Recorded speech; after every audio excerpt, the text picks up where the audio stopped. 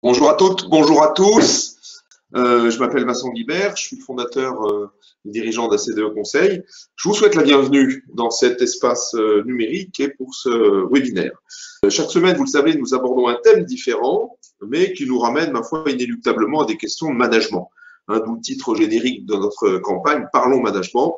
Et aujourd'hui, on va parler du management par projet et de l'effet doublement bénéfique que celui-ci peut avoir à la fois sur votre ROI et sur la motivation de vos salariés. Alors, vous pourrez intervenir à tout moment, poser des questions par écrit sur le chat, on y répondra au fur et à mesure, ou bien en fin de session. Voilà, j'espère que vous voyez bien l'écran et que vous m'entendez correctement. Alors, quelques mots tout d'abord sur notre cabinet. ACDE Conseil, aujourd'hui, c'est une équipe d'une quinzaine de consultants, soixantaine de clients et de l'ordre de 200 projets ou missions menés depuis un peu plus de 15 ans que nous existons. Alors, si vous voulez voir de plus près nos références au type d'intervention, www.acde-conseil.com. Notre métier, en gros, c'est de contribuer aux transformations des entreprises, avec la mission de faire réussir les projets qu'entament nos clients. Voilà. Nous intervenons à ce titre en diagnostic, en assistance projet, en conduite du changement, en conseil, en formation, que ce soit en management de proximité, management d'équipe ou gestion de projet. Et ainsi, en une quinzaine d'années, on a formé plus de 2000 managers et depuis l'année dernière, depuis 2 ans même, nous sommes référencés Datadoc. Alors, 21 critères auxquels on satisfait, ce qui fait que vos formations peuvent être prises en charge par les autorités compétentes qui, comme vous le savez, sont en train de changer, mais ce n'est pas l'objet de ce webinaire. Alors, quand on parle projet, bon, quelques constats qui résultent d'études économiques faites par le Gartner, le Chaos Report, enfin des organismes très réputés. On dit finalement il y a moins de 12%, derrière en gros une stratégie sur 8 qui est exécutée au sens où l'entendaient les donneurs d'ordre. 40% des investissements qui ne sont pas suffisamment alignés justement avec la stratégie. Tout cela est très cohérent. Près de la moitié des nouveaux projets qui sont arrêtés, qui ne vont pas au bout. Ce qui n'est pas forcément un drame, d'ailleurs, ça peut être bénéfique parfois d'arrêter un projet. Mais seulement 25% des investissements dans les projets informatiques qui donnent les bénéfices escomptés. Donc, une grosse déperdition d'efforts. En fait, il y a comme un souci. Les ressources humaines et financières ne sont pas assez focalisées finalement sur les projets à valeur ajoutée, et on constate que les forces vives en interne, et parfois même des prestataires, travaillent sur des projets ou des actions qui ne sont pas stratégiques ou pas suffisamment stratégiques parce que ils sont trop accaparés par l'opérationnel. Alors, comment y remédier?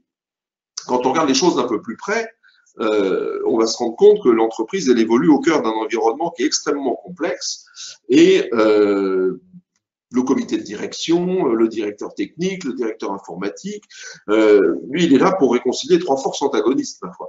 D'une part, il y a ce que l'entreprise souhaite faire ou doit faire en vertu de ses orientations stratégiques, en vertu des évolutions technologiques, des avancées de ses concurrents, des exigences de ses clients ou de ses prospects, ou bien encore des évolutions réglementaires.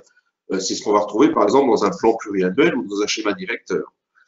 Ensuite, il y a ce qu'elle est capable de faire ici et maintenant ou dans 1 à 3 ans, en fonction des compétences dont elle dispose, des motivations des individus également, ou en fonction des compétences dont elle entend se doter. Et enfin, il y a ce que l'entreprise ou l'entité est contrainte de faire en réponse à des engagements pris, à des nécessités de maintenance, à des nécessités de réactivité immédiate, par exemple une hausse subite de la demande, ou bien suite à une crise, à des rappels de produits, à toute autre contrainte. Et donc l'une des missions de la direction, c'est d'optimiser le pilotage des investissements au mieux de ces 3 axes. C'est ce qu'on traduit finalement par une expression simple d'un premier enjeu, il faut choisir les bons projets. Alors, choisir les bons projets, ça veut dire par exemple pouvoir évaluer l'importance pour l'entreprise entre 2 projets apparemment non comparables. Exemple, choisir entre un projet qui porte sur une nouvelle offre de produit, ou bien la mise en place d'un CRM en interne, ou bien une montée de version d'un système informatique. Avec ensuite comme corollaire un deuxième enjeu qui est, une fois que le projet est décidé, il s'agit de le réussir. Donc, réussir chaque projet engagé. Alors tout ça, comment ça va se traduire en matière de gestion? Alors c'est là qu'intervient la notion de portefeuille de projet. Hein, donc, très succinctement, un portefeuille de projet, ça consiste à voir le business ou une partie du business, par exemple le développement d'une entité, un programme de transformation, type transformation numérique, ou bien le cycle de vie d'un produit industriel ou d'une application informatique. Ça consiste à voir cela comme un ensemble, une collection de projets, nantis de quelques tâches de fond, bien sûr, qui va concourir à la performance d'une entité donnée ou à une division, une marque, un produit, bref, et qui va solliciter des ressources qui sont par définition rares, onéreuses, très demandées, très sollicitées et qui n'ont jamais le temps. Alors, la gestion par projet ou par portefeuille de projet, ça va répondre à cet enjeu de conciliation, justement, entre les trois éléments qu'on évoquait à l'instant, à savoir la stratégie, la capacité et les obligations. Sachant que les entités les plus impactées sont bien souvent des entités mutualisées et extrêmement sollicitées, par exemple, un service informatique, une DSI, un bureau d'études. Alors, comment on va mettre en place un portefeuille de projet? On ne va pas se lancer dans le cours complet. Et par quoi on va commencer? Un des points clés, c'est que l'ensemble de l'organisation, ma foi, elle doit comprendre la contribution des projets au bénéfice de l'entreprise. Donc, l'entreprise doit se doter de ses propres critères ou d'une combinaison de critères qui vont lui permettre de répondre à la question, est-ce que ça, c'est un bon projet ou pas? C'est ce qu'on appelle des critères d'arbitrage. Donc, les axes pouvant être un axe réglementaire, un axe d'alignement sur la stratégie, un axe d'accroissement d'offres, de réduction ou de limitation du risque, des besoins internes, etc., etc. Donc, ça répond au type de questions, voilà, qui sont sur l'écran. Comment classifier un projet, comment le positionner, quels intérêts va-t-il servir, est-ce qu'il y a une forme d'obligation ou pas? Alors, sachant que dans des entreprises de culture familiale ou dans lesquelles le dirigeant est encore très présent, on ne parle pas de volonté du prince, mais effectivement, l'actionnaire principal ou le propriétaire d'entreprise peut avoir une vision et une volonté d'engager tel ou tel projet. Ça s'est vu, c'est légitime, mais c'est pas une raison pour passer les critères d'arbitrage. On y reviendra. Donc, ces critères d'arbitrage, ils vont nous doter tout de suite d'un premier bénéfice dérivé, c'est celui d'une certaine visibilité, d'une certaine transparence dans la prise de décision. On sait pourquoi un projet est lancé plutôt que tel autre. Deuxième bénéfice dérivé, cette notion de stabilité des décisions, ce qui ne veut pas dire que c'est figé d'ailleurs. Mais on sait très bien que lorsque la situation économique est tendue, que les ressources s'estiment déjà surchargées et que, ma foi, les perspectives sont jamais certaines, toute décision va s'exposer à la critique et va être susceptible d'être jugée partiale, périlleuse, court-termiste, inappropriée, etc., etc. Alors, pour éviter ça, il est tout à fait nécessaire que les acteurs du projet connaissent, comprennent, partagent les raisons pour lesquelles une décision relative à leur projet a été prise. D'où la nécessité, on va dire, de pré-légitimer, de légitimer en amont la gouvernance d'un projet et ainsi d'éviter cette sensation d'arbitraire. Donc, pré-légitimer les décisions, c'est essentiel. Et ma foi, pour les dirigeants et les managers de la maîtrise d'ouvrage, d'ailleurs comme pour ceux de la maîtrise d'œuvre, il est impératif de créer cet environnement de référence qui va leur permettre à tout instant de justifier de la pertinence d'un projet et de légitimer leurs décisions. Donc, d'une part, alors il y a tout ce qui concerne l'expression des valeurs, des ambitions stratégiques, des plans d'action, sous la forme d'un projet d'entreprise, donc qui va préciser les grandes modalités et les grandes priorités d'exécution de cette stratégie. Ça, c'est le point de départ, mais ce cadre de référence, cet environnement de référence dont on parlait à l'instant, il va se traduire en fait par la publication de ce qu'on appelle un référentiel méthodologique. Alors, un référentiel méthodologique, alors qu'on se base d'ailleurs sur une méthode d'ingénierie agile ou traditionnelle, ce référentiel, il va indiquer les conditions à remplir tout au long du projet pour que celui-ci soit viable, puisse démarrer, puisse se développer au travers de ce qu'on appelle des jalons de go, de no-go ou bien de revoir sa copie. Donc, on va trouver là-dedans non seulement les fameux critères d'arbitrage, mais aussi des documents à produire à chaque étape, les instances qui pourront les valider. Finalement, ça va permettre à chacun de prendre conscience des éléments qui permettent d'évaluer les opportunités en vue de décider du lancement d'un projet, puis aussi à chaque étape après de son avenir. Est-ce que les conditions économiques qui avaient prévalu il y a 3 mois à la réflexion qui nous avait amené à lancer ce projet, est-ce que 3 mois après, 6 mois après, c'est toujours d'actualité. Donc ces règles du jeu, on va dire, c'est autant d'explications génériques qui vont éclairer les parties prenantes, qui va amener de l'objectivité dans tout ça et qui va ainsi faciliter leur adhésion aux décisions d'acceptation ou de refus ou de report d'un candidat projet. Voilà.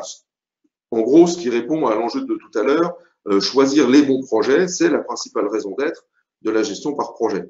Et alors ensuite, une fois qu'on a publié ce référentiel méthodologique, la première chose à faire, bien évidemment, c'est de recenser les projets en cours, de les regrouper par famille, par produit, par portefeuille.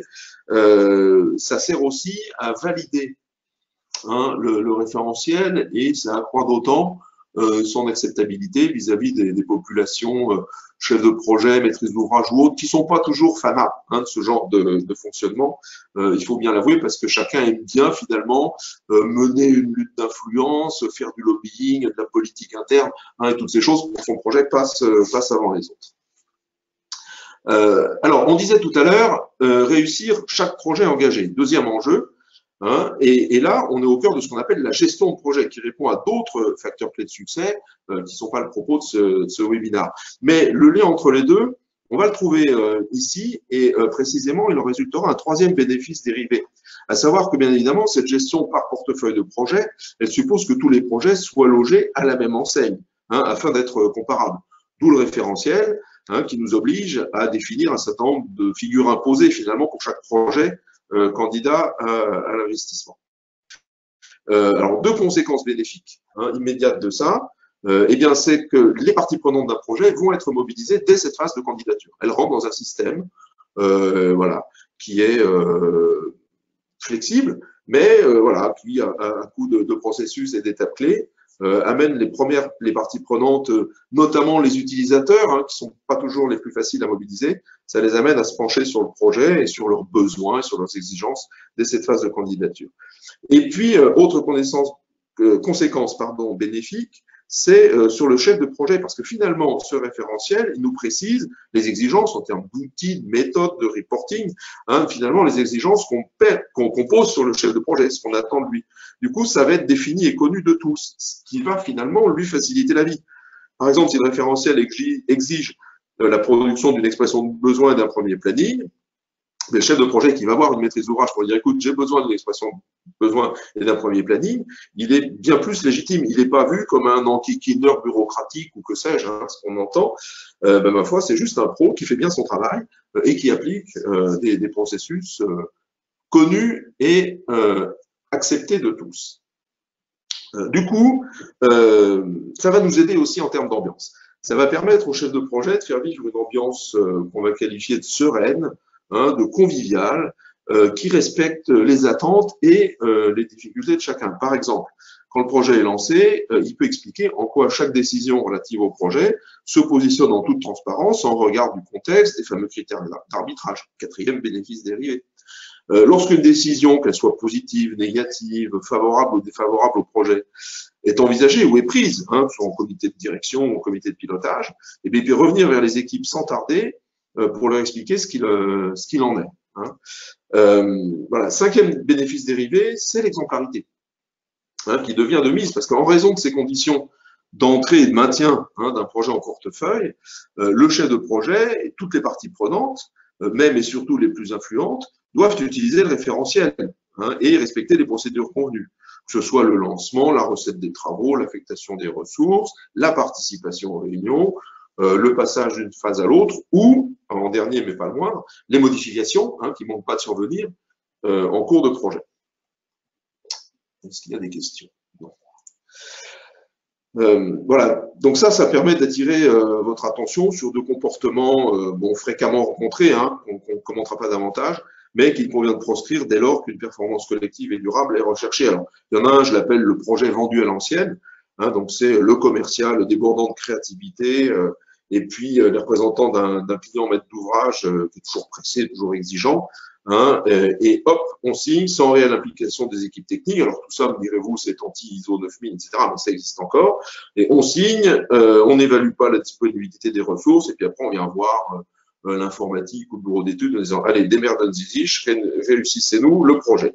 Bon, ça c'est un peu mode de fonctionnement à l'ancienne. Et puis il y a ce que j'évoquais aussi tout à l'heure, le fait du prince, le projet VIP, qui s'estime d'une importance stratégique telle qu'il peut s'affranchir des critères de gouvernance en vigueur. Eh bien non, ça c'est plus possible, et donc ça force l'exemplarité. Ainsi donc, notre chef de projet notre directeur de projet, ou notre product owner, si on est en agile, hein, il va asseoir sa légitimité sur les critères de gouvernance, finalement. Il va s'appuyer là-dessus pour communiquer avec ses équipes, pour préciser ce qu'il attend des contributeurs à un projet, qu'il en soit ou non d'ailleurs le manager hiérarchique. Hein. On retrouve là-dedans tous les ingrédients essentiels de vision, de sens, de repère, d'exigence, hein, qu'on attend d'un manager. Mais comme on le disait tout à l'heure, il lui sera beaucoup plus aisé ensuite d'être aux côtés de ses équipes, d'être à l'écoute de leurs difficultés, de leurs réussites également, hein, pour faire vivre en permanence une ambiance propice à la motivation et donc à la performance. Sixième bénéfice dérivé, et là on retrouve les fondamentaux, hein, du management équitable, où on part du principe que c'est parce que les gens se sentent bien dans leur travail, écoutés, reconnus, disposant d'un droit à l'erreur ou autre, qui vont être motivés et que donc ils vont délivrer une performance durable. Voilà. Et donc cette notion de management par projet, on va la retrouver d'ailleurs, hein, dans plusieurs points d'un document que certains d'entre vous découvrent peut-être là, qui s'appelle la charte du management équitable. Donc ça, c'est un document qu'on a publié il y a une dizaine d'années maintenant, hein, afin finalement d'aider les entreprises et les managers à y voir plus clair, hein, et à progresser dans les pratiques de management à privilégier. Les gens nous demandaient, mais finalement, bien manager, qu'est-ce que ça veut dire? Voilà. C'est très systémique, hein, ça veut dire faire un ensemble de choses, et ma foi, dans cette charte, en 16 points, on a essayé d'illustrer, hein, au mieux qu'on a pu, ce que signifie finalement cette notion de bien manager. Alors, ces sujets, hein, on y a travaillé chez pas mal de nos clients, que ce soit dans le secteur industriel, dans la banque, dans l'IT, dans les services, dans la distribution. Voilà. Ce métier, ma foi, a ça de merveilleux, si je puis dire, que les problèmes de management sont à peu près les mêmes, hein, qu'on soit dans une entreprise de transport, dans une entreprise numérique, dans un grand distributeur, dans une grosse boîte ou dans une petite. Les gens sont souvent empêtrés, hein, dans des questions de management et ma foi, on les aide à progresser du mieux qu'on peut. Et ma foi, c'est à ça, hein, que nous servons chez ACDE, faire en sorte que les gens aillent mieux dans leur travail, entre autres parce que le management est bon, est à la hauteur, c'est équilibrer exigence et assistance, c'est doser autorité et bienveillance, c'est les accompagner, c'est gérer les projets, hein, également, enclencher un projet, continuer, l'arrêter, etc., etc. Et il n'y a pas de secret, hein, pour progresser, que ce soit en management de projet ou en management tout court, il faut se former. Alors très rapidement, hein, notre catalogue de formation, lui, s'articule autour de deux piliers, hein, vous l'avez bien compris. D'une part, ce qui est trait au management d'équipe, management de proximité, la mobilisation, les réunions, les recadrages, des choses comme ça, avec deux dérivés, l'un sur la prévention du stress et des risques psychosociaux, et puis l'autre sur ce qu'on appelle démarche RSE, responsabilité sociétale de l'entreprise.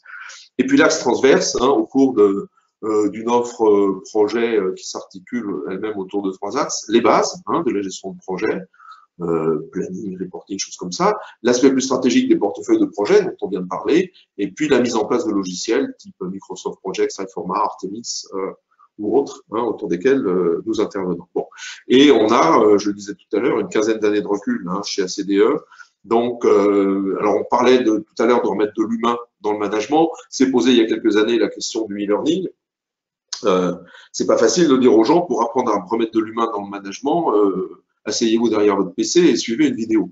Donc, on a mis en place des formations qu'on appelle hybrides, hein, qui mêlent au mieux la présence d'êtres humains, que ce soit au travers de fenêtres de chat ou bien lors d'ateliers classe virtuelle ou ateliers réels, hein, et puis donc du présentiel et puis de l'apprentissage en ligne, avec quand même un effet très net sur les coûts, hein, de formation, le temps passé en formation, et puis le fait aussi que chacun puisse, dans la partie e-learning, se former à son rythme, ma foi, quand il en a le temps.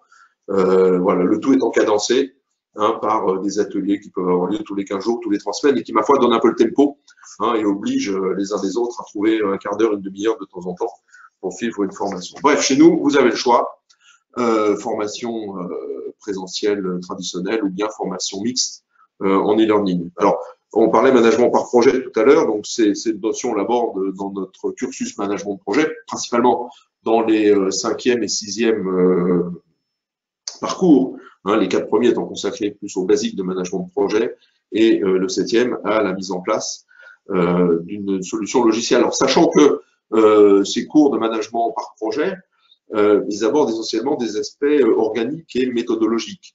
Toute la dimension management transverse, autorité transverse du chef de projet, hein, à l'intention de chef de projet, de directeur de projet qui ne disposent pas de l'autorité hiérarchique sur leur équipe projet, ben ça c'est traité dans nos cours de management. Hein, parce que finalement, une fois qu'on a identifié quels étaient les fondamentaux du management, on se rend compte que ces fondamentaux sont applicables à du management d'équipe, à du management à distance ou à du management transverse. Voilà, en synthèse, donc, ACDE, hein, une quinzaine d'années de recul, plus de 2000 managers formés, une certaine expertise en matière d'intervention auprès des managers, en accompagnement de comité de direction, en formation très orientée action, concrète, pratique, qui exige d'ailleurs une implication du management à tous les niveaux, hein, et une réelle mise en œuvre progressive, hein, de telle sorte à ancrer dans le temps de nouvelles pratiques. C'est ça qui permet d'implanter, par exemple, une gestion de projet, hein, une gestion par projet, comme on vient d'en parler.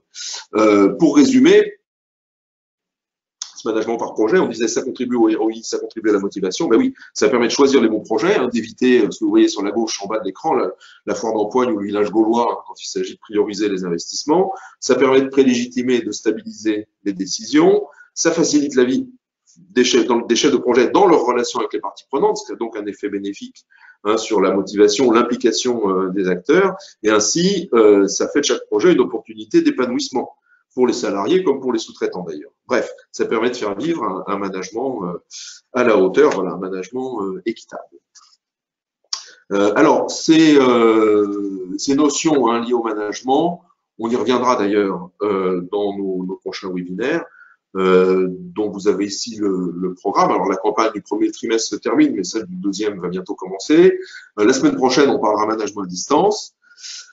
Dans 2 semaines, on parlera courtoisie et bienveillance, parce que voilà, il y a beaucoup de choses à dire, semble-t-il, dans certains endroits en ce moment là-dessus. Le 28 mars, on parlera management à toute la marque employeur, et puis on conclura cette série de webinaires le 4 avril par une question, ma foi, extrêmement existentielle, qui est comment se donner du temps pour manager. Moi, je suis fasciné, je sais pas vous, mais moi, je suis fasciné quand j'entends un manager me dire qu'il n'a pas le temps de manager. Bon. On y reviendra.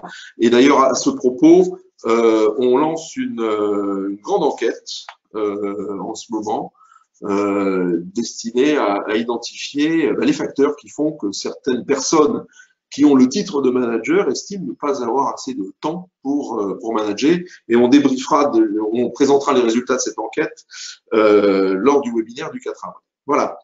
Alors, d'ici là, pour les participants au webinaire aujourd'hui, on propose une offre un peu spéciale. On a différents outils de diagnostic, hein, qui portent soit sur les projets et les PMO, ce qu'on appelle le PMO Scope, soit sur les pratiques de management.